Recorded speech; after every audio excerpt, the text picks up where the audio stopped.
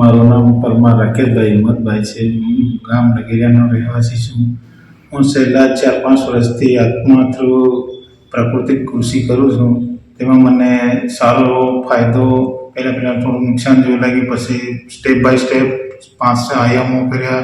એના થ્રુ મને સારો એવો મારે બાગાયત ખેતીની પ્રાકૃતિક કૃષિ છે એમાં સારો એવો ફાયદો જોવા મળ્યો છે. અને હજુ બી સારો એવો પ્રોસેસ ચાલે છે અને સારી એવી આવક બી મળે છે. તો આજના જમાનામાં જે મોટી મોટી બીમારીઓ આવે છે એ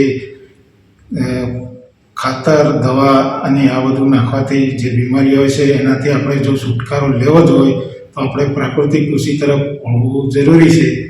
આપણે દાહોદ જિલ્લાના તમામ ખેડૂતોને હાથ જોડીની વિનંતી છે કે પ્રાકૃતિક કૃષિ તરફ વળે અને આપણા ભવિષ્યનું, આપણા ઘરના વડીલો, છોરા આ તેનું બીમારીને આ બધું ધ્યાનમાં રાખીને પ્રાકૃતિક કૃષિ કરીએ તો સારું.